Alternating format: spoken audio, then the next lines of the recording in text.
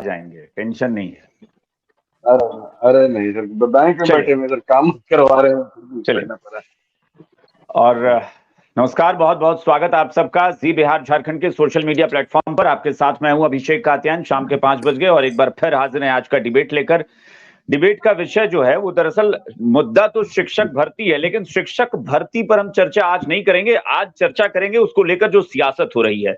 बार बार कई दिन हम लोगों ने देखा है कि इस पर सियासी बयानबाजी हो रही है, सरकार पर निशाना साधा जा रहा है, लेकिन हिंदुस्तानी अवाम मोर्चा के संरक्षक पूर्व मुख्यमंत्री जीतन राम मांझी ने जो सबसे बड़ा हमला किया, वो सबसे बड़ा इसलिए क्योंकि उन्होंने एक बात कही, एक लाइन सोशल मीडिया पर लिखी और उस एक लाइन में लोग इस कंफ्यूजन में हो जाएंगे कि वो तारीफ कर रहे हैं या फिर कोस रहे हैं। और जाहिर तौर पर वो कोस ही रहे थे, व्यंग्यात्मक टिप्पणी थी।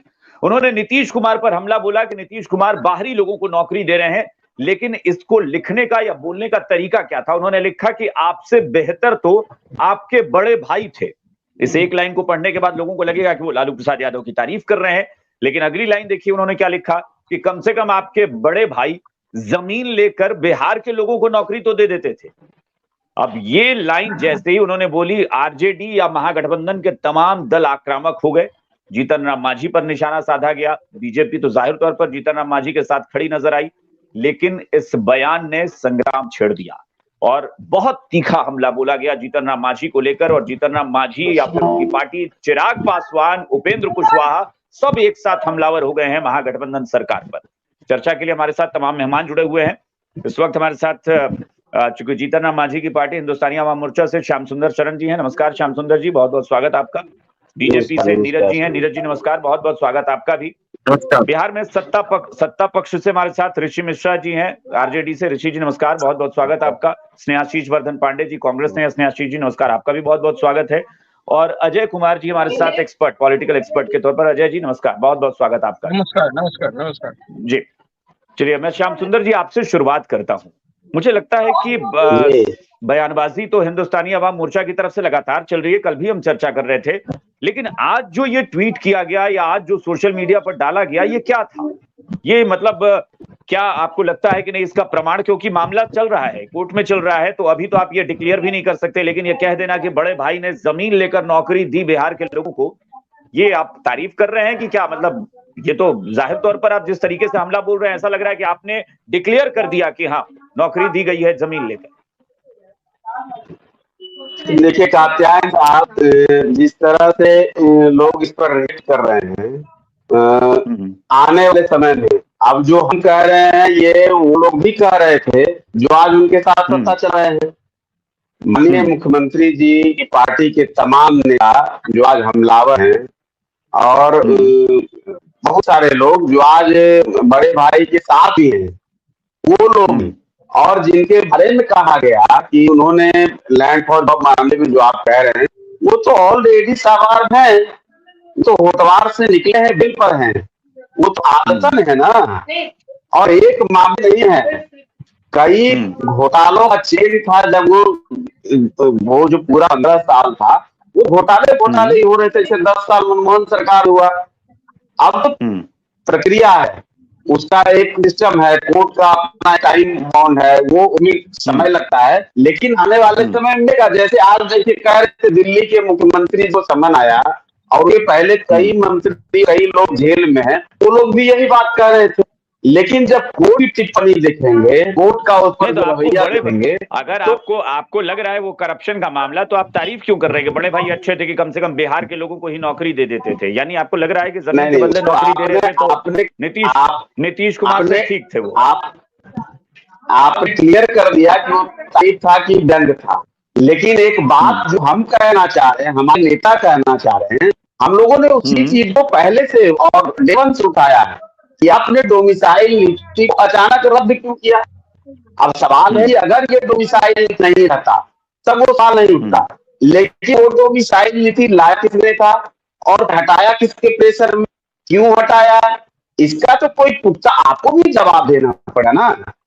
आप ही सरकार चला रहे हैं, आप मालिक नहीं है, आपको जो मन हो रहा है वो कर रहे हैं, न किसी से वार्ता है, न किसी से कैबिनेट बैठा डिसीजन हो गया, किसके में हो रहा है, किसके दबाव हो रहा है, क्यों हो रहा है, ऐसा तो नहीं है कि मुख्यमंत्री, अब बताइए आपका ही फैसला और ताली उलट दे रहे हैं, तो भाई वो फैसला गलत था कि ये फैसला गलत, कुछ तो है ना। ऋषि से बात करता हूँ, ठीक है ऋषि जी, मुझे लगता है कि ये जेडीयू से ज्यादा सवाल लालू प्रसाद यादव के लिए, क्योंकि आप देखिए कुछ दिन पहले मनी फॉर जॉब, ये जो नाम दिया, ये जो टर्म दिया था, वो भी जीतन राम मांझी जी ने ही दिया था। उन्होंने कहा था कि लैंड फॉर जॉब की तरह मनी फॉर जॉब की स्कीम इस बार चली है और बाहरी लोगों को पैसा देकर नौकरी दी गई है, पैसा लेकर।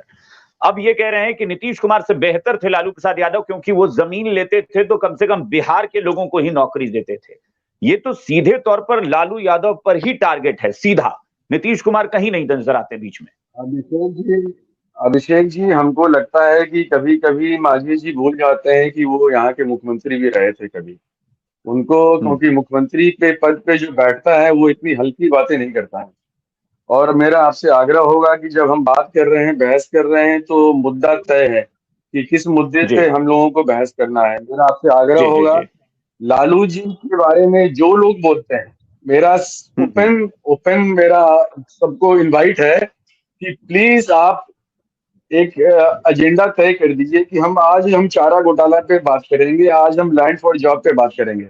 मैं एक एक करके मैं सबका जवाब देना चाहता हूं, क्योंकि हल्के में बोलना तो बड़ा आसान चीज है, लेकिन जब आप किसी पे आरोप लगा रहे हैं, इतने बड़े व्यक्ति पे आरोप लगा रहे हैं, तो फिर उसके पीछे आपको उसका हिस्ट्री पता होना चाहिए और क्या एक्चुअल केस है वो भी पता होना चाहिए। जो हमारे हम के साथी थे, आरोप लगा के वो चले गए, चारा घोटाला में सीबीआई ने क्या चार्जशीट किया और सीबीआई कोर्ट का क्या फैसला आया, शायद ये भी उनको नहीं पता होगा, लेकिन उसके बारे में बोलना है तो बोल के निकल गए।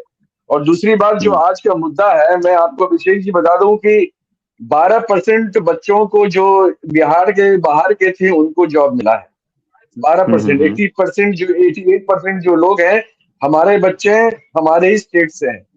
और मांझी जी जब अगर अपना ज्ञान देते हैं तो उनको एक बार ही सुप्रीम कोर्ट पे भी जाना चाहिए। झारखंड भी चाहता था कि उसके राज्य में उसी के बच्चों को वहां पे नौकरी मिले, तो उसने ही डोमिसाइल नीति लागू करी। बाद में सुप्रीम कोर्ट ने उसको कट डाउन किया, बोला कि आप ऐसा नहीं कर सकते हैं। तो मांझी जी मुख्यमंत्री रहे हुए हैं, अरे हम राष्ट्रीय जनता दल के लोग हैं, हमारी पार्टी बेसिकली इसी स्टेट की है, बिहार की पार्टी है, हम क्यों नहीं चाहेंगे? हम तो चाहेंगे कि 100% लोग हमारे बच्चे हों उसमें। अरे भाई 1.25 लाख बच्चों को अभी जो है बिहार में हमने जॉब दिया है, भारतीय जनता पार्टी। और ये जो मांझी जी के जो लोग हैं ना, इन लोगों ने नहीं जॉब दी है। हम लोगों ने कहा था कि हम लोगों को नौकरी देंगे, हम दे रहे हैं, 4.5 लाख हो गया है। हाँ, हमसे एक गलती हुई है अभिषेक जी, हम आज मानते हैं पब्लिकली, हम लोगों से एक गलती हुई है। फर्स्ट कैबिनेट में हम लोग नहीं कर पाए, ये हम अपनी गलती मानते हैं कि पहली कैबिनेट में हम लोग नहीं कर पाए। 4.5 लाख एक साल में दे चुके हैं और बहुत जल्द 10 लाख पूरा करेंगे। लेकिन भारतीय जनता पार्टी और जो एनडीए के जो मांझी जी के साथी कहाँ चले गए? ये लोग पहले बताएं कि 18 करोड़ जो पेंडिंग है 9 साल में, उसका कब ये लोग करेंगे? और मांझी जी के साथी से पूछिएगा, वो जो आगे आजकल बढ़ के बोल रहे हैं एमपी सीट फाइनल हुआ तुमको, 2 सीट मिलेगा इनको, पहले भाजपा से फाइनल कर लें, उसके बाद फिर आगे बोलेंगे। हाँ, हालांकि ऋषि जी आप ही ने कहा है ना कि जिस एजेंडे पर बात हो रही है उसी पर हम लोग रहेंगे, तो मैं आपसे भी यही कहूँ कि आप भी उसी पर रहिए। कोई बात करता है, नहीं, आरोप तो भाई मैं कह रहा हूँ ना, आरोप मैं फिर कह रहा हूँ कि आरोप 2 हैं। एक कि मनी फॉर जॉब का टर्म दिया, वो भी जीतन राम मांझी जी ने ही दिया। उन्होंने कहा कि पैसे लेकर नौकरी दी जा रही है, लेकिन हाँ, एक मिनट बता रहा हूँ मैं, नहीं मैं आ रहा हूँ, और नहीं मैं कुछ मैं वही कह रहा हूं ना कि एक तो ये आरोप लगाया उन्होंने, और आज कह दिया कि कम से कम पैसे लेकर बाहरी लोगों को नौकरी देने की बजाय लालू जी ज्यादा बेहतर थे कि जमीन लेकर अपने लोगों को ही तो नौकरी दे रहे थे। तो ये तारीफ तो कहीं से नहीं नजर आ रही ना। नहीं, बिल्कुल नहीं है। ये जो है अभिषेक जी, मांझी जी जो बोलते हैं लैंड फॉर जॉब वाला, 9 महीना थे ना सीएम, उस वक्त क्यों नहीं जांच करा लिया था भाई? आज वो हमारे साथ नहीं है तो बाहर जाके ज्ञान दे रहे हैं। 9 साल जब थे मुख्यमंत्री तो क्यों नहीं जांच करवाया उन्होंने? और जो अभी जो 1,25,000 बच्चों को जो हमने जॉब दिया है, एक को हम तो चैलेंज कर रहे हैं, एक बच्चे को सामने खड़ा कर दीजिए, और उससे बुलवाइए कि नहीं हमने इसको इतना दिया है, उसके बाद हमको जॉब मिला है, नहीं कर पाएंगे। लेकिन बोलना है बोलेंगे, भगवान ने नहीं दिया है। हालांकि वो जुड़ेंगे, नेटवर्क की वजह से शायद उनका डिस्कनेक्ट हो गया है, लेकिन वो जुड़ेंगे तो मैं और सवाल उनसे लूंगा। हाँ नीरज जी, ये वाकई एक सवाल है कि विरोध में होने का मतलब है कि बस आरोप लगा देना है, और आप तो अभी केंद्र में भी हैं, लैंड फॉर जॉब का मामला अभी मुकदमा चल रहा है, केस चल रहा है, उसमें कोई डिसीजन, अंतिम फैसला तो आया नहीं है। माइक ऑन कर लीजिए नीरज जी। हाँ जी, शिक्षा विभाग घोटाला पिटारा बन के रह गया। अभी तो हमारे ऋषि जी बोल रहे थे यहाँ पे, लेकिन बड़े शर्म की बात है कि आजादी के इतने वर्षों के बाद और इसी चाचा भतीजा के पास पिछले 33 वर्षों से बिहार में शिक्षा विभाग रहा है, उसके बाद भी हम लोग आज डिबेट करने बैठे हैं। तो किन विषयों पर डिबेट करने बैठे हैं? शिक्षा में भ्रष्टाचार, अरे भाई शर्म करिए। जहां विक्रमशिला विश्वविद्यालय रहा हो, जहां नालंदा विश्वविद्यालय रहा हो, जहां पूरे विश्व के लोग आकर के पढ़ाई करके गौरवान्वित महसूस करते हो, उस बिहार का आप लोगों ने क्या हाल कर दिया है। और आज इस विषय पर कि नहीं सजा कम हुई, सजा ज्यादा हुई, जेल कम हुआ, सीबीआई का फैसला अलग, इसको बोल के गौरवान्वित महसूस हो रहे हैं। आरजेडी के लोग गौरवान्वित महसूस हो सकते हैं, लेकिन ऐसी बातें बिहार को शर्मसार करती हैं। नहीं, जरा सुनिए, मैं आपकी बात को ध्यान सुन रहा था, और आप तो बड़े गंभीर आदमी है ऋषि मिश्रा जी, मतलब बड़ी गंभीर बात करी ताकि कम से कम हमारे बिहार की छवि अच्छी जाए। इस चैनल को पूरे देश में, दुनिया में लोग देख रहे हैं, इस तरह की बातों को नहीं किया जाए। या पक्का मानिए, तय मानिए कि जहां भी लालू परिवार रहेगा, घोटाला और लालू परिवार एक पर्यायवाची शब्द है, तो वो वहां पर होना ही होना है। एक बात मैं और इसमें जोड़ता हूं कि एक तरफ ये नौकरियां देने की बात करते हैं, एक 70 एक 72 की उन्होंने बात की थी, 1-20 की ये बात कर रहे हैं। मैं उसके भी ब्रेकअप पे आता हूँ। 1-20 में अभी ऋषि भाई ने ही कहा कि 12% बाहर के हैं, उसमें करीब 40% ऐसे हैं जो पहले से नौकरी में हैं, आप उनको फिर से पता नहीं नौकरी देके सिर्फ गिनती का आंकड़ा पुरा रहे हैं। बिकॉज क्या है कि सरकार के पास तो पैसे हैं नहीं, और एक तरफ ये नौकरियों की बहाली कर रही है, दूसरी ओर कई एक डिपार्टमेंट इसके बंद हो रहे हैं। बिहार राज्य पथ परिवहन निगम एक उदाहरण है। आप गिनती गिराने के लिए आप गिरा सकते हैं, लेकिन इस तरह कई डिपार्टमेंट को आप बंद करके नौकरियों से लोगों को निकाल रहे हैं। नीरज जी एक सवाल सुनिए नीरज जी, क्योंकि हम लोग कई बार चर्चा कर चुके हैं, ऋषि जी भी बैठे हो, आप लोग भी बैठे हैं। देखिए खामियां आई हैं, बहुत सारी गलतियां सामने आई हैं, या हो सकता है कुछ गड़बड़ी भी रही हो, लेकिन ऐसा कोई प्रमाण अभी आया नहीं जिसमें यह कहा जाए कि कोई करप्शन का मामला था। अगर वो प्रमाण है तो लाइए ना, क्योंकि देखिए त्रुटि होना, कुछ गलती होना एकदम अलग मामला है, करप्शन होना बिल्कुल अलग मामला है। करप्शन यानी जानबूझकर किया हुआ, और गलती यानी बाय मिस्टेक कुछ भी हो सकता है। वो तो अब मैं बोलता हूँ, छात्र खुद आके मीडिया में बोल रहे हैं कि उनका आधार नंबर नहीं मिल रहा है, हो गया, बदले में कोई और जाके एग्जाम दे दिए, हो गया। दरअसल देखिए मुद्दे पर आते हैं, ये तो ठीक है आंकड़ा भ्रष्टाचार क्या है, हम लोग मुद्दे पे आते हैं। हमारे माननीय प्रधानमंत्री मोदी जी ने 22 अक्टूबर 2022 से रोजगार मेले का सिलसिला इस देश में शुरू किया, जिसमें अब तक और 8 मेला लग चुका, नौवां लग रहा है, तो जिसमें लाखों नौकरियां दी जा चुकी है। तो बिहार सरकार को भी कुछ दिखाने के लिए तो चाहिए। अच्छा, कुछ दिखाने के लिए बिहार सरकार को तो चाहिए, चुनाव नजदीक आ रहा है। मैं फिर वही कह रहा हूं कि भाई ये तो सामने आना पड़ेगा ना। हालांकि जो आप मामला बता रहे हैं कि कोई और जाकर एग्जाम दे दिया, उस तरह का मामला भी मेरी जानकारी में तो नहीं आया है कि कोई और किसी की अखबार में रिपोर्ट छपा है, अखबार में रिपोर्ट छपा है, अखबार का नाम मैं नहीं लूंगा, लेकिन अखबारों में रिपोर्ट है। जी अखबारों में ये रिपोर्ट है, आज के अखबार में भी है। अगर आप लोग ये बयान दे रहे हैं तो भाई जाहिर तौर पर उसको अब सामने तो लाना पड़ेगा, क्योंकि ये वाकई बड़ा सवाल बन गया है। मैं कल भी उसी पर धीरे धीरे सामने आएगा।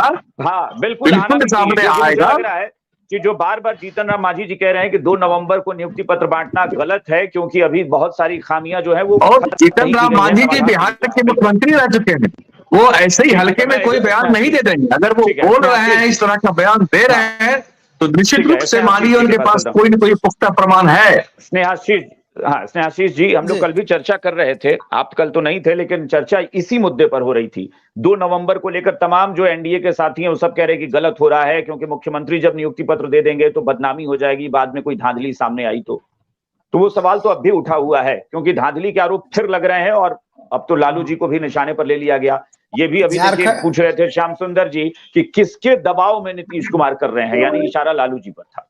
अभिषेक भाई, आपको भी याद होगा कि झारखंड में थोड़े दिन पहले ही की बात है, यूपीएससी का रिजल्ट आया था और यूपीएससी के एक एस्पिरेंट ने अपने आप को यूपीएससी टॉपर बता के हेमंत सोरेन जी से के हाथों पुरस्कृत भी हो गए थे।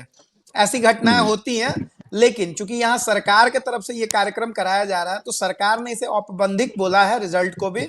देखिए, यहाँ पे सबसे बड़ी बात ये है कि भाजपा के लोग और एनडीए के लोग, जो एनडीए में घटक, उनकी तो मजबूरी है, खैर उनको तो सीट चाहिए, उनको राजनीति करनी है, उनको जीने के लिए जो राजनीतिक जीवन चाहिए उसके लिए वो अभी मोदी जी के पीछे पीछे घूम रहे हैं। खैर मुझे लग रहा है कि फ्रंट फुट पर बीजेपी से ज्यादा तो वही लोग खेल रहे हैं इस वक्त। वो क्या होता है ना कि जो नया नया देशभक्त बनते हैं ना, उनके साथ समस्या होती है। ये देशभक्ति है उनके प्रति, भारतीय जनता पार्टी की देशभक्ति है ये, कि वो वैसे लोगों को लाके सामने खड़ा करते हैं और कहते हैं कि आइए आप भी देशभक्त बनना है तो आप भी हमारे झूठ में शामिल हो जाइए।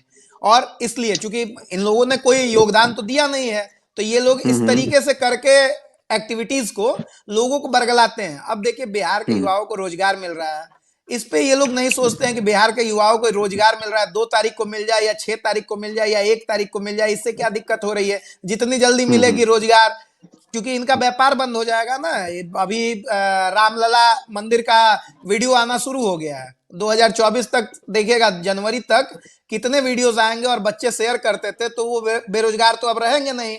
वो अब इनके वीडियो शेयर करने वाली जो इनकी संस्था है, इनका जो ट्वीट वाला संस्था है, जो सोशल मीडिया बोलते हैं, उनके साथ बीच में मत बोलिएगा श्याम सुंदर जी, नहीं तो फिर बड़ी दिक्कत होती है बात करने में। फिर अगर मैं बोल दूं, आप कांग्रेस सुनिए ना भाई, हमेशा मंदिर पर और सनातन पर आप लोग तरह से हमला करते हैं।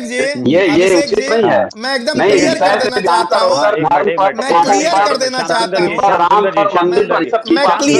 चाहता हूँ, श्याम सुंदर जी, अभिषेक भाई, लेकिन अभिषेक भाई, मुद्दे पर अभिषेक भाई, मुद्दे पे ही हूँ।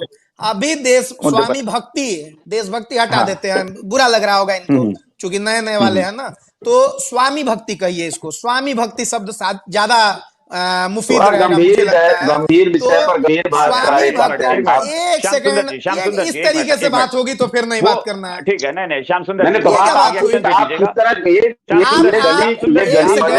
अभिषेक भाई, आप जवाब दीजिए। क्या बोल रहे हैं भाई श्याम सुंदर जी? इनको बोलने दीजिए श्याम सुंदर जी, बोलने दीजिए, एक एक बात का जवाब मिलेगा, इनको बोलने दीजिए। स्नेहाशीष जी, सीधे मुद्दे पर भाई, जो ट्वीट किया है, सीधे मुद्दे पे ही बोल रहा हूं, इसी का जवाब देना पड़ेगा, मूल विषय छूट आएगा।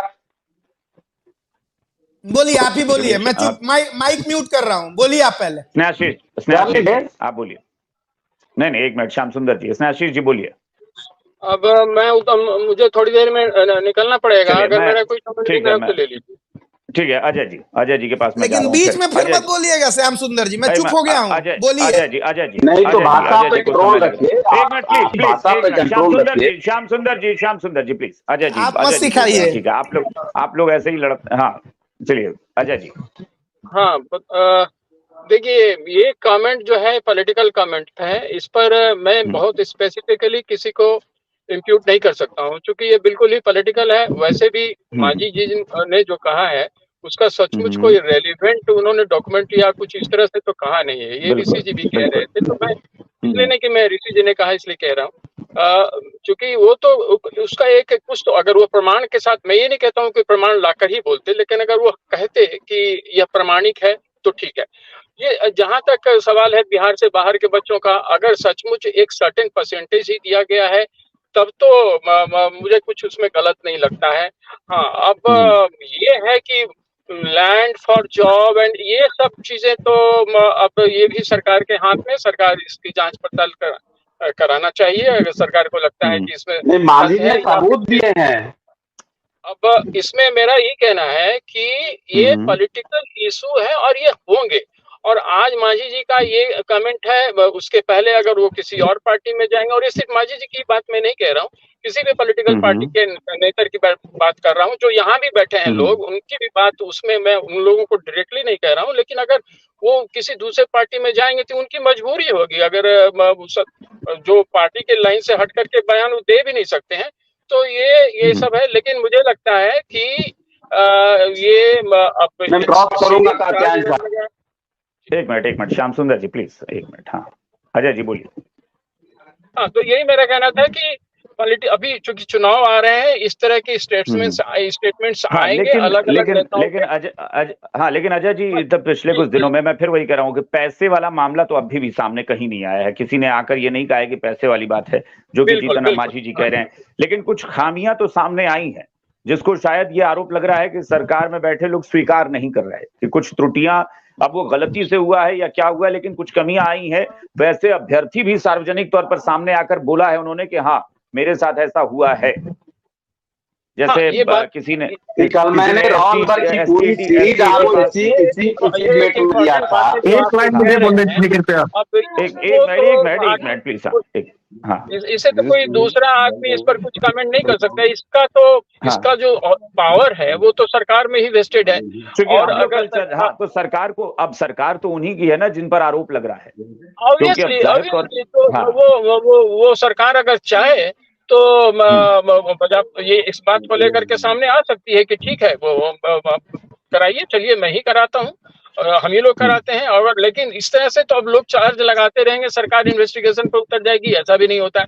उसका कुछ न कुछ एक प्रॉपर कुछ प्रूफ तो होना चाहिए। लेकिन ये सब चीजें चलती रहेंगी। और जहां तक बिहार में मुझे काउंटर करने दीजिए। ठीक है, श्याम सुंदर जी कुछ बोल रहे हैं जी। श्याम सुंदर जी अब ठीक है। और इस बीच में मुझे जहाँ अभी इम्पोर्टेंट जगह पर मैं अभी उतरने वाला हूँ, तो मैं इसके बाद में ऑफ कर लूंगा, तो उस समय मुझे मेरी एक बात आप सुन के जाइए अजय बाबू। जी जी। कल मांझी जी ने बाजाबता डॉक्यूमेंट्स दिए हैं, मीडिया के सामने भी, बीपीएससी को भी भेजा है, माननीय मुख्यमंत्री जी को भेजा है। एक बात। दूसरी बात कि कात्यायन साहब, कल आपको याद होगा जब मैंने कहा था कि सेंटर मैनेजर के रिजल्ट आए गए, उसका प्रमाण भी दिया मैंने। रोल नंबर का सीरीज दिया कि 120 बच्चों का लगातार रिजल्ट हुआ है, और ये कई शहरों में हुआ है, कई जगहों पर हुआ है। अगर ऐसा कुछ है तो सरकार इसको जरूर सरकार को देना चाहिए। अगर कहे तो मैं भी आपको सीरियल नंबर दे सकता हूं। इसलिए मैं कह रहा हूं ना कि बहुत सारी चीजें ऐसी सामने आई जो कल श्याम सुंदर जी बोल रहे थे कि एक सीरीज में एकदम बच्चे पास हुए हैं, सफल हुए। सरकार में बैठे हुए कुछ लोगों ने ऐसा किया हो और सरकार के उच्चस्थ लोग उसके लिए दोषी माने जा रहे हो, तो सरकार तो उसको सरकार की जिम्मेवारी है कि वो इसे बात याद दिला दूं। एक और पुरानी बात तो याद दिला दूं, जो अभी कह रहे थे कांग्रेस पार्टी के प्रवक्ता भी, तो ध्यान से सुनेंगे, कि इसी बिहार में सिपाही बहाली हुई थी। 9900 सिपाही बहाली में जब मात्र 64 सवर्णों की भर्ती थी, उस पर इन्हीं के मुख्य प्रवक्ता प्रेमचंद मिश्रा जी ने सदन के अंदर नीरज कुमार के साथ पूरी बात हुई थी, और बहुत ही विकट स्थिति हुई थी, लोगों को बीच बचाव करना पड़ा था। उस समय प्रेमचंद मिश्रा जी पूरा प्रमाण देते रहे, राष्ट्रीय जनता दल के लोग भी कहते रहे, उस पर कोई कार्रवाई नीतीश कुमार जी ने तब्दील की थी। आज भी ये स्थिति, तो जो ये कह रहे हैं, ये तो प्रेमचंद मिश्रा जी से पूछे कि 9900 पुलिस की बहाली में बड़ी हुई थी क्या नहीं। ठीक है। अब मैं उम्मीद करता हूं कि आप स्नेहाशीष जी को सुने, प्लीज। स्नेहाशीष जी, श्याम सुंदर जी थोड़ा सुनिएगा। हाँ बोलिए स्नेहाशीष जी, और मुद्दे पर ही बात हम लोग करेंगे। हाँ बिल्कुल, मुद्दे पे ही बात करेंगे, और मुद्दे पे ही बात होनी भी चाहिए। कल चूंकि कल आप थे नहीं, तो मैं बता रहा हूँ कि पूरी एक सीरीज इन्होंने रोल नंबर की नहीं, ठीक है, जानकारी है मुझे भी जानकारी है, क्या बयान देते हैं लोग, मुझे भी जानकारी रहती है। तो ऐसी बात है कि मनगढ़ंत बयानों के लिए और मनगढ़ंत बातों के लिए भी हम लोग तैयार रहते हैं, जो कि बीच में ये लोग आते हैं। अब देखिए, बीच में बोलिएगा तो फिर श्याम सुंदर जी, मैं फिर माइक म्यूट कर दूंगा, फिर माइक म्यूट कर दूंगा। अभिषेक जी इन्हीं को बोलने दीजिए, मैं नहीं सुन रहा। इनकी बातों का हम लोग जवाब देंगे, और जवाब से चुप होना पड़ेगा इनको। आप बोलने दीजिए इनको, वो अपनी बात कह तो लें। एक मिनट। हाँ स्नेहाशीष जी, चलिए ठीक, मैं म्यूट कर लेता हूँ अपना, हमको उम्मीद है कि आप करिएगा, जो कहते हैं आप लोग करते नहीं है, दिक्कत यही है आप लोगों के साथ। तो दिक्कत ये है यहाँ पे कि न खाता न बही, जो मांझी जी कहे वही सही। यहाँ पे मामला ये है, चूंकि ये लोग आते हैं मनगढ़ंत सवालों को लेकर, और भारतीय जनता पार्टी के लोगों के तरफ से ये डेप्यूट हुए हैं ये लोग पूरी तरीके से। मैं अभिषेक जी इसमें ये डेप्यूट हुए ये लोग इसलिए हुए हैं क्योंकि ये लोग चाहते हैं कि बिहार के युवाओं को बरगलाया जाए, और इसलिए ये चीज है। और जो रोल नंबर इन्होंने दिया है वो जांच का विषय है, वो जांच का विषय है। बात एग्जैक्टली वो जांच का विषय है ना। एग्जैक्टली अगर आप आते हैं कैसे बोल दिया? मनगढ़ंत ही बोलूंगा ना, क्योंकि ये लैंड फॉर जॉब पे। एक सेकंड अभिषेक जी, मेरी बात तो पूरी होने दीजिए। इस तरीके से नहीं, हर बात को बीच में काटा जा रहा है। पहले श्याम सुंदर जी काट रहे थे, अब आप काटने लगे। अभिषेक भाई मेरी बात पूरी हो जाने दीजिए। नहीं, मेरी बात पूरी हो जाने दीजिए, उसके बाद आप सवाल रख दीजिएगा। आप सवाल रख दीजिएगा, आप सवाल रख दीजिएगा, मेरी बात सुन लीजिए पूरी, उसके बाद आप सवाल रखिएगा। पूछूंगा, आप मुझे नहीं रोक सकते, मैं तो सवाल आपको काउंटर करूंगा। बीच में आप मेरी पूरी बात भी नहीं होने दे रहे हैं। पहले बात बीच में आप भी बोल रहे हैं। सुनिए पहले ना, इस तरीके से कैसे चलेगा बात? दो सीरीज उन्होंने दी, सुनने के लिए बैठा हूं। दो सीरीज उन्होंने दी और दोनों में ऐसा था कि मतलब लगभग 100-125 बच्चे एक साथ एक रोल नंबर के जो है लगातार सीरीज में पास हुए। ये दो अलग सीरीज उन्होंने बताया था। अब मुझे ये बताएं कि क्या ये जांच का विषय है या नहीं, और अगर है आपने कहा तो फिर जांच आप करवाएंगे ना? वही तो मांग हो रही है कि जांच करवाइए। और कोई सप्लीमेंट्री क्वेश्चन है क्या किन्हीं का बीच में? वो भी ऐड कर लीजिए। छोड़िए ना, आप बताइए। नहीं, आप बताइए। तो नहीं, फिर बोलूंगा मैं, बीच में कोई ना टोके। तो दिक्कत यहाँ पे ये है कि देखिए सबसे बड़ी समस्या क्या है कि अभिषेक जी, यहाँ पे क्या है कि सीरीज लेके आ जाते हैं लोग और आके सरकार के, चूंकि ये लोग तो चाहते हैं कि सरकार के इकबाल को हम खराब करें और जो सरकार का इकबाल है उसे बुलंद होने से हम रोके। और ये लोग लगातार अभी लैंड फॉर जॉब पे बात कर रहे थे, अंडर ट्रायल मामला है। कितने विद्वान हैं इनके, जीतन राम मांझी जी मुख्यमंत्री रहे हैं, चूंकि कितने विद्वान व्यक्ति हैं वो कि अभी लैंड फॉर जॉब। देखिए ये क्या बोल रहे हैं? फिर ऐसे नहीं, अभिषेक जी माफ करिएगा, माफ करिएगा, तुम नहीं बात करो। जीतन राम मांझी ऐसे तो तुम जानते हो क्या? पहले शब्दों का सही चयन कीजिए श्याम सुंदर जी। आप ठीक से बोलिए। नहीं, तो आप नहीं मुझे ज्ञान दीजिएगा, आप नहीं समझाइएगा। अरे पप्पू तो आप लोग बने हुए हैं, पॉलिटिकल पप्पू हैं आप लोग। क्या बात कर रहे हैं? स्वामी भक्ति। अभिषेक भाई, इस तरीके से अगर बात होगी तो मुझे माफ करिएगा प्लीज। अभिषेक भाई, अभिषेक भाई इस तरीके की अगर बीच में आएगी तो फिर माफी चाहूंगा। मैं माफी चाहूंगा आशीष जी। अच्छा, क्या बात कर रहे हैं भाई बीच में? आप कौन है डिक्टेट करने वाले मुझे? आप कौन है डिक्टेट करने वाले? पहले तो भाषा अपना सुधार लीजिए। अरे भाई कहाँ ले जा रहे हैं? विषय पर रहिए तो समय कम होता है, मुद्दे की बात कम हो पाती है। क्या कर रहे हैं? अभिषेक भाई म्यूट कीजिए, या तो मुझे ही म्यूट कर दीजिए।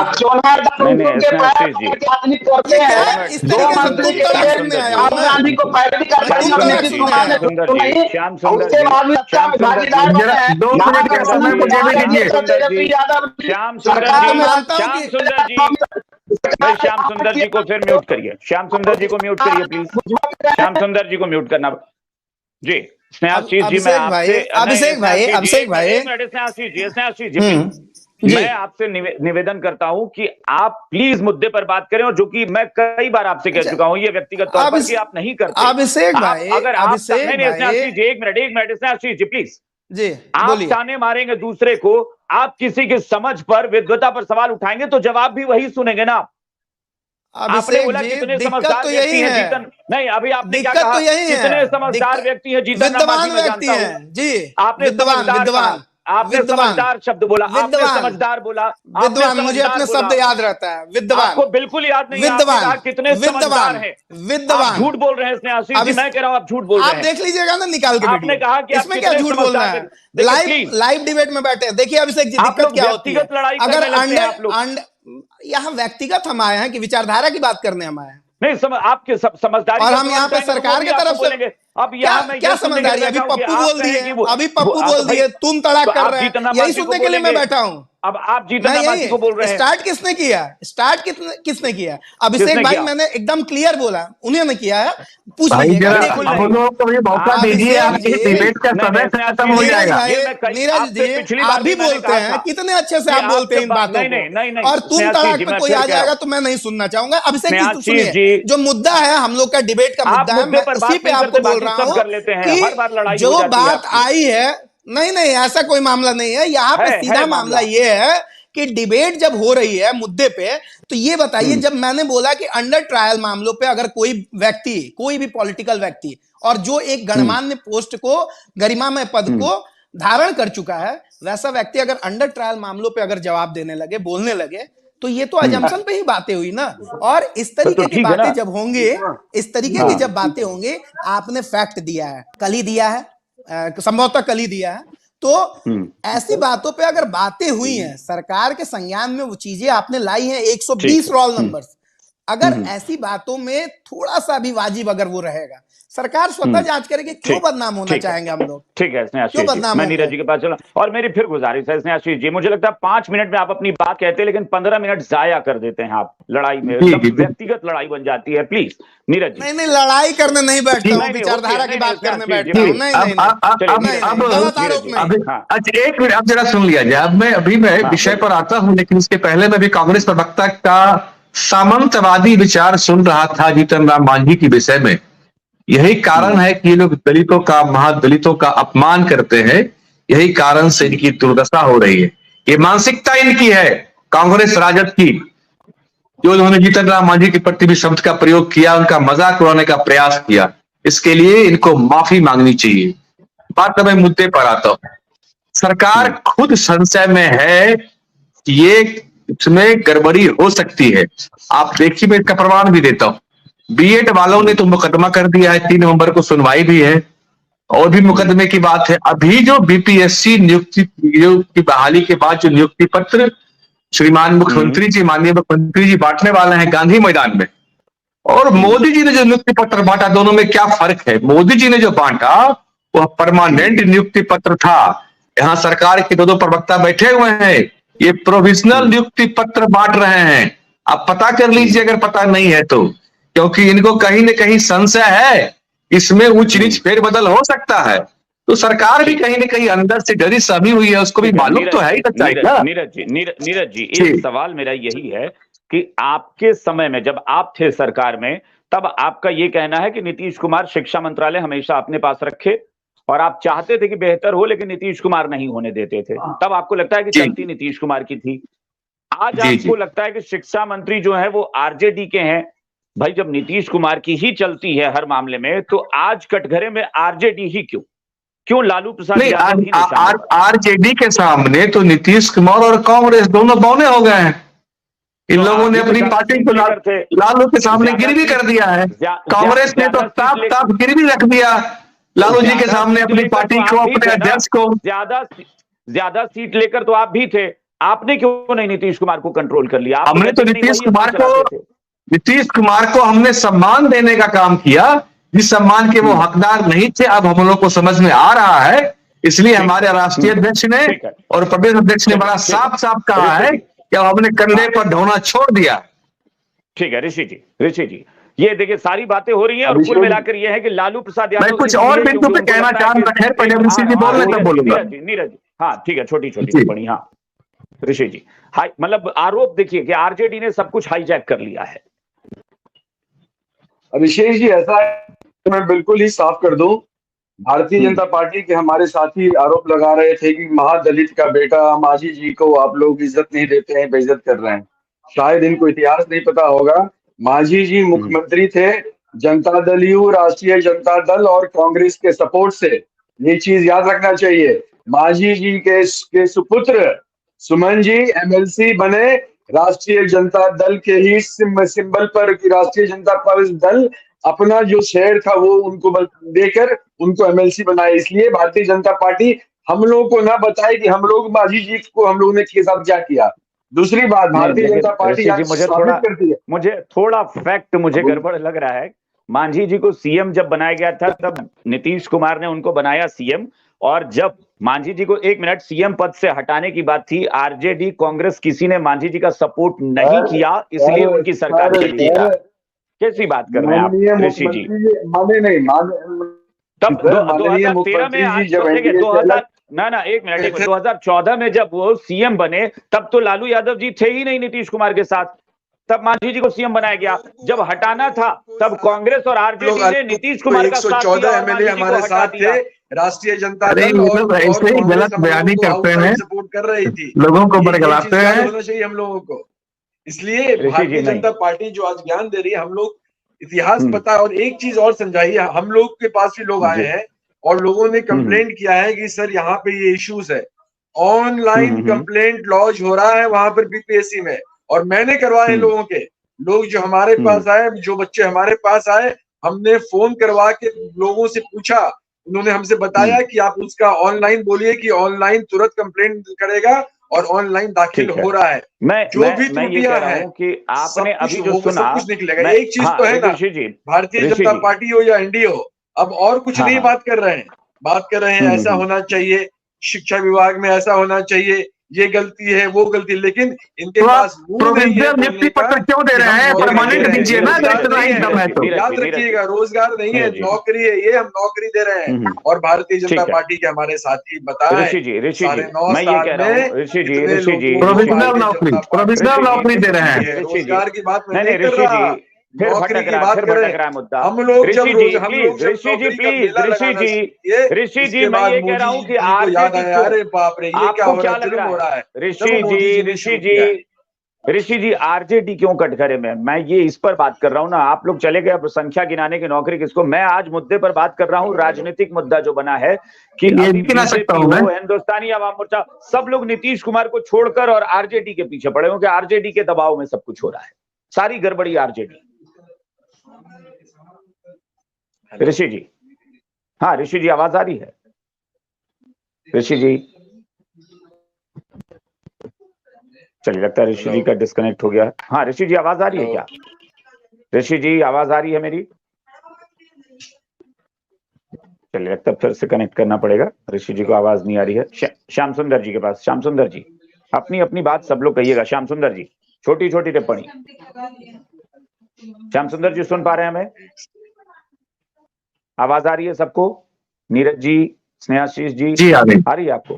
ठीक है, तो श्याम सुंदर जी, आप जहां भी हैं, नेटवर्क की बड़ी समस्या है और कल भी ये हो रही थी, मुझे लगता है वहां पर बहुत ज्यादा नेटवर्क इशू है। आपकी आवाज कट कट कर आती है, नहीं आ रही है क्लियर। आवाज आ रही है? नहीं, गड़बड़ है आवाज, एकदम गड़बड़ है, नहीं आ रही। नहीं, वही मैं कह रहा हूं ना, दिक्कत है, नहीं आ रही है क्लियर। हाँ स्नेहाशीष जी, आप अपनी बात कहिए जी, कि आप देख रहे हैं ना सारे मामलों में लालू यादव जी पर ही निशाना कि उन्होंने हाईजैक कर लिया है पूरी सरकार को।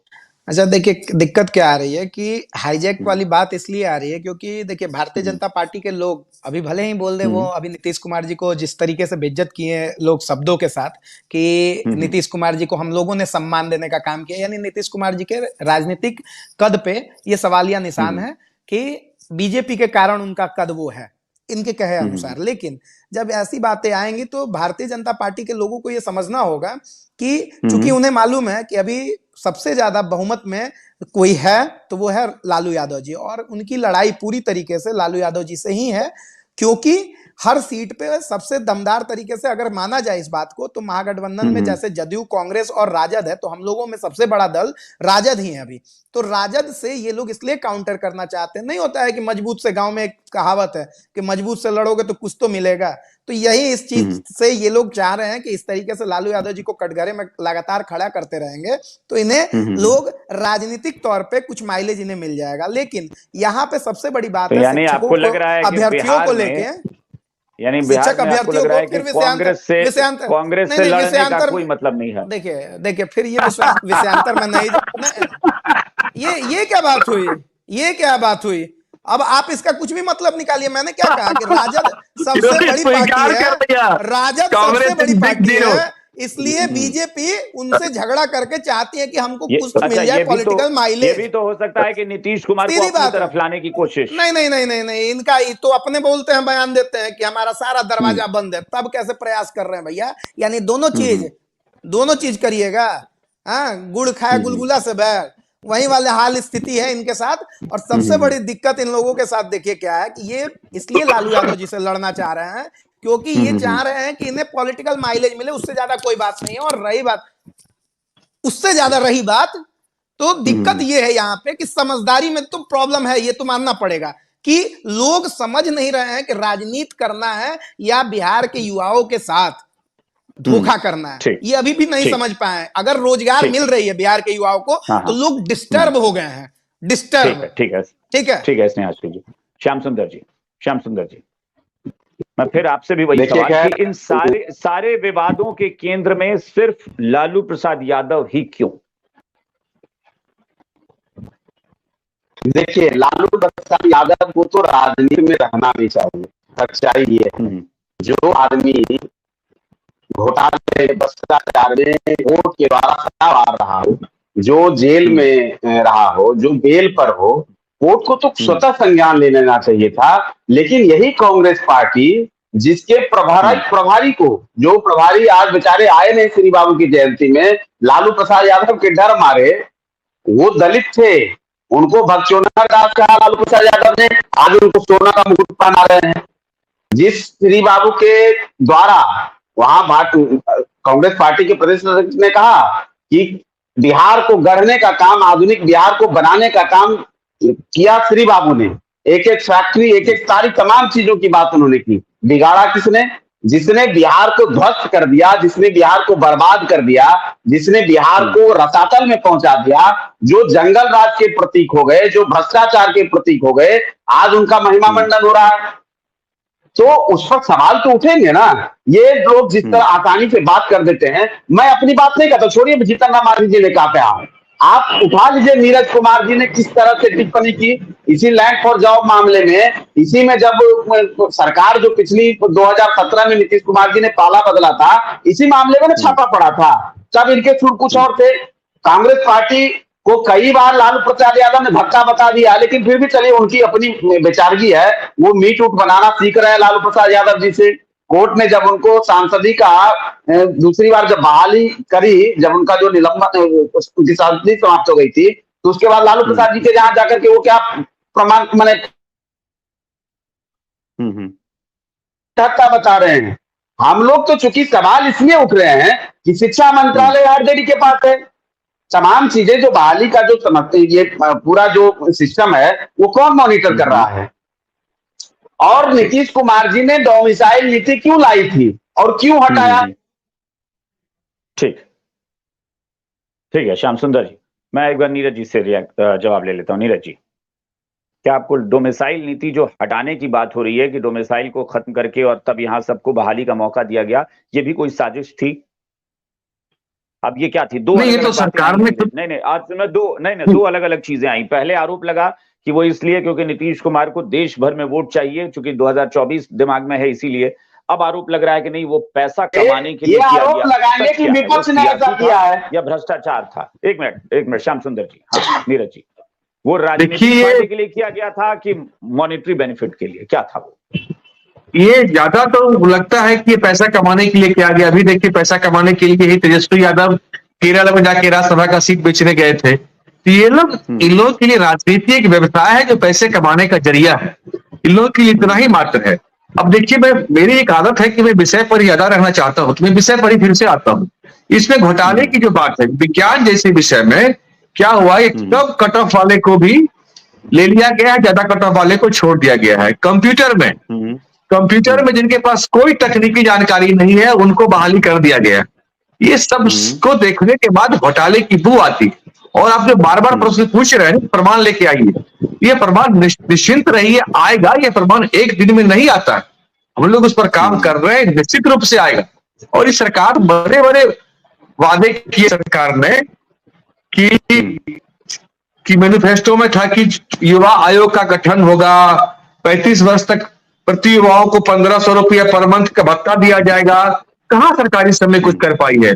शिक्षा में 5 लाख का कर्जा माफ किया जाएगा, कुछ नहीं कर पा रही है।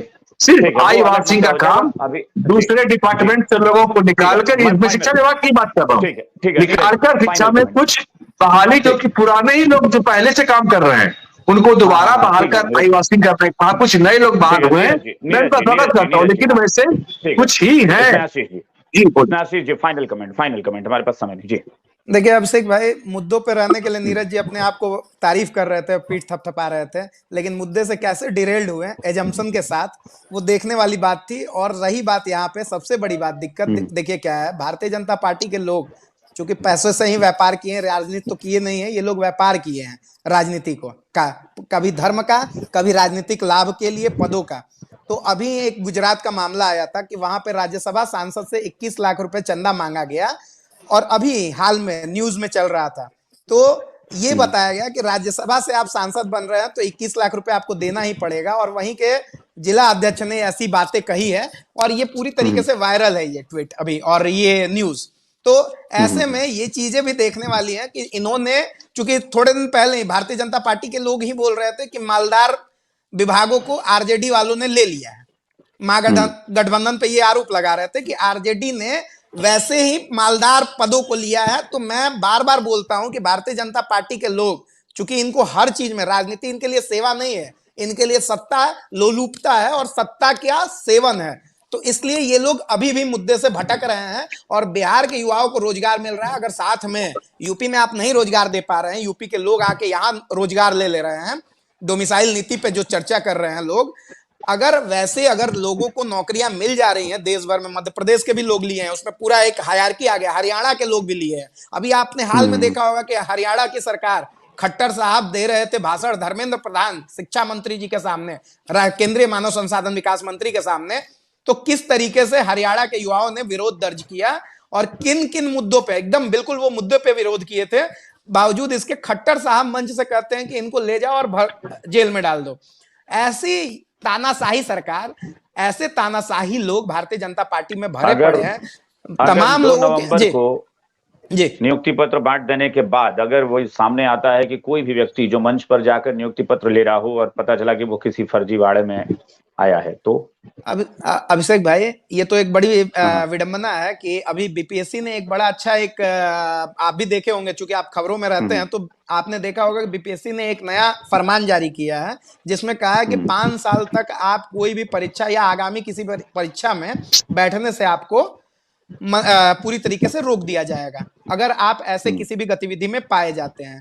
तो जो लोग भी अगर ऐसा गलती कर दे रहे हैं इसके बावजूद भी, नहीं, ये तो उनके साथ 420 वाला मामला, हाँ, ये निश्चित तौर पे ये आएगा कि सरकार, अगर बिल्कुल सरकार पे ये आएगा कि ऐसे लोगों को क्यों दे दिया गया, ये आएगा सरकार पे सवाल। लेकिन वैसे लोगों को एकदम, मैं आपके चैनल के माध्यम से, आपके सम्मानित चैनल के माध्यम से, आपके माध्यम से आप भी उठाइएगा इस बात को, क्योंकि आप लगातार इस बात में, इस मामले में मुकर रहते हैं। नीरज भाई भी उठाएं, श्याम सुंदर जी भी उठाएं, तमाम लोग उठाएं इस मुद्दे को। वैसे छात्र जो फर्जी डिग्री या फर्जी वाड़ा करके रिजल्ट ले लिए भी हैं, वो लोग अभी भी रुक जाएं, अगर ले लिए हो तो रुक जाए। जी ठीक है, चलिए, मैं कुछ कह रहे हैं नीरज जी, हमारे पास समय नहीं है, प्लीज एक जी। उन छात्रों पर तो कार्रवाई की बात कर रहे हैं कांग्रेस के प्रवक्ता, क्या ये बताएंगे कि जो अधिकारी इसमें शामिल हैं फर्जी बारे में, उन पे क्या कार्रवाई होगी? कांग्रेस के प्रवक्ता, चाहे सरकार के कोई प्रवक्ता भी सभी बैठे, कोई बताएंगे इसमें क्या? उन पे कोई कार्रवाई की बात क्यों नहीं करते? इनको उस पर भी कार्रवाई की बात करनी चाहिए। बड़ा आश्चर्य है कि रिजल्ट के बाद, नियुक्ति पत्र बांटने के बाद ये लोग सर्टिफिकेट वेरिफिकेशन की बात कर रहे हैं। ये बड़ा ताज्जुब है। जो काम पहले होना चाहिए, आनंद फानन में आदिवासी के लिए चुनाव को नजदीक देखते हुए ये लोग इस काम को कर रहे हैं। तो भाई सारी प्रक्रिया कह के तसल्ली से आइए ना कि गड़बड़ी हो ही नहीं। हाँ ठीक है, मान की क्यों चल रहा है कि गड़बड़ी होगी तो ऐसा हम करेंगे। नवंबर, अभिषेक भाई और नीरज जी दोनों से, मतलब मुझे ये नहीं समझ में आ रहा है कि नवंबर में कौन सा चुनाव है बिहार में? लोकसभा चुनाव में कितना समय है भाई? जो हम लोग ऐसे डेटबुक किसी को नहीं बनाइए। नीरज जी, सब लोग, सारी सरकारें बांट रही हैं, आप भी बांट रहे हैं, तो उसको भी चुनाव से ही जोड़कर देखें क्या करें। फिलहाल तो अभी मैं आशीष जी बस ये बताइए, हम लोग 2022 से बांट रहे हैं भाई, 2022 में अभिप्राय में लगा कि पीएम साहब बांट रहे हैं। एक मिनट प्लीज नीरज जी, हमारे पास समय नहीं है। हाँ, अगर कोई कमी ऐसे सामने आती है तो क्या अधिकारियों पर भी कोई जांच बिठाएंगे? अगर ये धांधली जैसी कोई चीज सामने आती है तो? धांधली जैसी, बिल्कुल, अगर धांधली जैसी कोई चीज आती है तो रिजल्ट निकालने वाली एजेंसी पे भी जांच बनेगी, और निश्चित तौर पे बनेगी। उसमें जो भी अधिकारी रहेंगे शामिल, उन पे भी जांच बनेगी। और रही बात, देखिए बहुत अच्छा, नीरज जी ने बहुत अच्छे से साफगोई से स्वीकार किया कि 2022 के बाद, असल में नौकरियां आप लोगों ने दिया ही नहीं, तो 2022 के बाद वाला ही इतिहास उठाइएगा, क्योंकि 24 ताजा है। तो ऐसे नहीं, आपको एक मिनट मुझे बोलने दीजिएगा, एक मिनट। गलत आरोप है। नहीं सॉरी, रही बात यहाँ पे, हमारे पास समय नहीं है, प्लीज। रही बात यहाँ पे, तो क्यों नहीं सब पे जांच होगी? वैसे छात्रों पे, अभ्यर्थियों पे भी, और वैसे अधिकारियों पे भी कि आखिर इनका रिजल्ट आया। चलिए हम उम्मीद करते हैं कि ऐसी कोई नौबत ना पीओ आए कि एनपीएस मुख्यमंत्री का के आंकड़ा देने एक बार के जरूर बाद, देखना चाहिए। अगर वैसा होता है ठीक है, प्लीज। जो ये बात करते हैं केंद्र सरकार ने नौकरियां नहीं दी है, वो कह रहे हैं कि हम जांच करवाएंगे, अगर कुछ गड़बड़ी होगी तो सब पे जांच बैठेगी। चलिए उम्मीद करते हैं कि ऐसी नौबत ना आए और किरकिरी ना हो। बहुत बहुत हम अपने सरकार को क्यों अपने सरकार को हम लोग क्यों बदनाम करना चाहेंगे?